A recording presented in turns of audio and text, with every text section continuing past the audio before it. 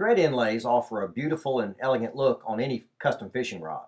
They can be used in standalone fashion or incorporated into more intricate wraps. They're easy to do. Let's take a look. Let's begin by starting a thread wrap. We've got our interlocking X, we've wrapped over it 5 or 6 times and cut the tag end off. Then we're going to cut a piece of inlay thread several inches long, and we're going to slip this underneath the oncoming thread. And you want the inlay to start and stop on the same side of the rod. If you want to do that on the bottom of the rod or the top of the rod, that's up to you. Now we've got this underneath, it's locked in. We're going to wrap over it 3 times at the minimum early on. You may be able to get by with a couple as you get better at this. And we're going to trim off the tag in here. Now anytime you cut thread, you'll find that you'll get a much cleaner cut if you give it a little twist in the direction it's already twisted in. You're not trying to untwist it, you want to over twist it. So we're going to twist this up a little bit.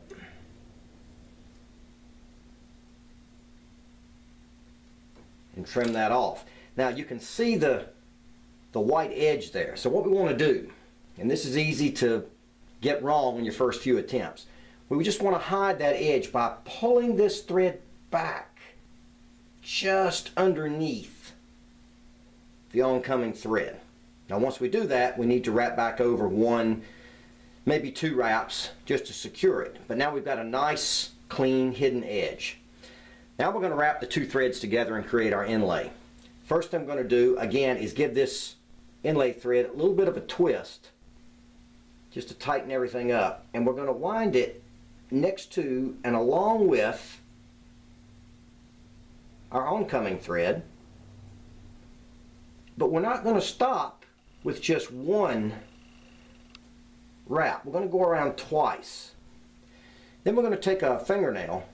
We're going to go to the junction of the threads here, and we're going to pin all this down. We're going to take our inlay thread and remove one of the wraps we just made, which leaves the free end of that thread now locked under the oncoming thread. And there's our inlay. We'll go around, you can square this up, go around a couple, 3, 4 times, whatever you feel good with at the moment. And again, a little bit of a twist to tighten the thread up. Cut that. And then so on and so forth as you wrap your guide or tie off or what have you. There's your single thread inlay. Now I want to do this again, and we'll make about 3 inlays this time, just so you can see the process and understand why you always wrap around 1 more time than the actual number of inlays that you want. Like we did just here now. 1 inlay, 2 revolutions. 3 inlays, 4 revolutions. So on and so forth. Okay, we're going to make 3 inlays this time out. We started our wrap again, and we're going to take our inlay thread, which is somewhat longer now because we have to allow for the fact that we're going around the circumference of the blank 4 times to make 3 inlays. Place the inlay thread underneath the oncoming thread,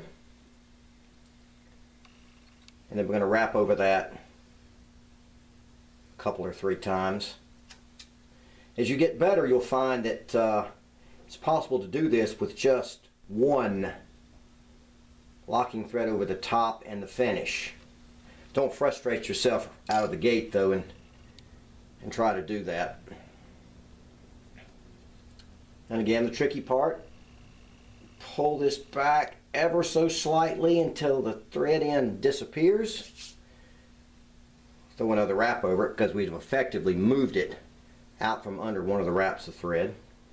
Then we're going to give our thread a twist again to tighten everything up, and we wrap these threads together.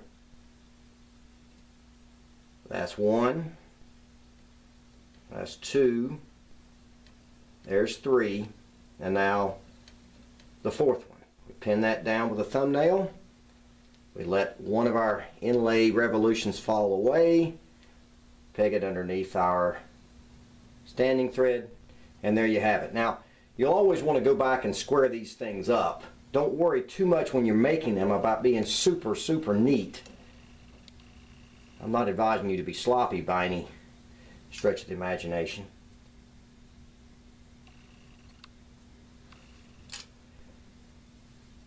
And then we come back with the thumbnail on both sides.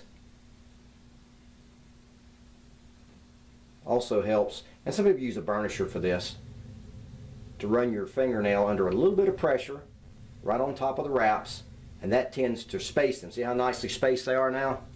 And then we would go from here either to a tie off or onto our guide foot or whatever the case may be. But that's 3 inlays. 4 revolutions, 3 inlays.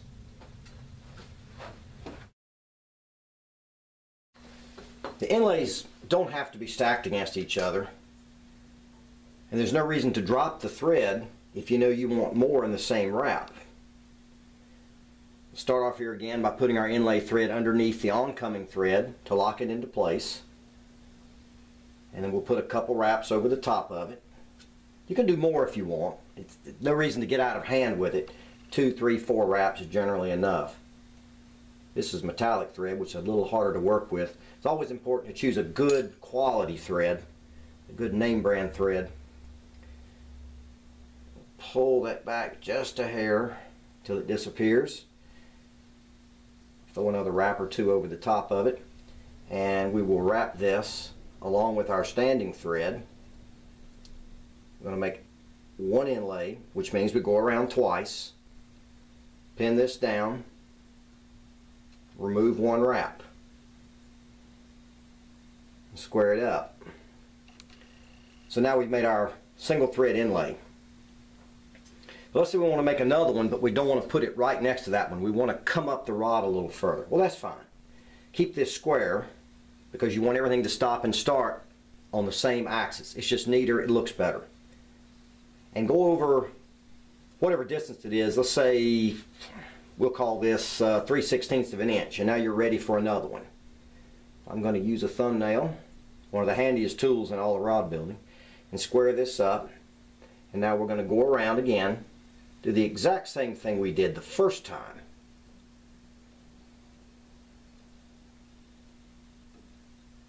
And then remove one of these so that now we're locked in again. And we'll go over a couple of times. We will then trim .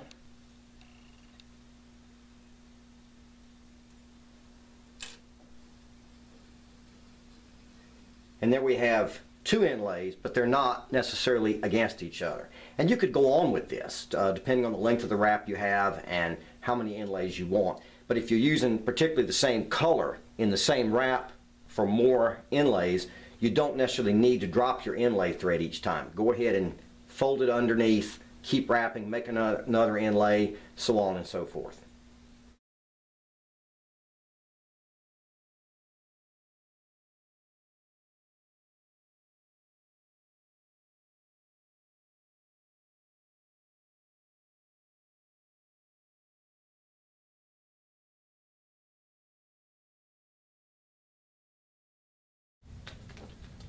And of course, the best resource for additional thread techniques and tips can be found in RodMaker magazine.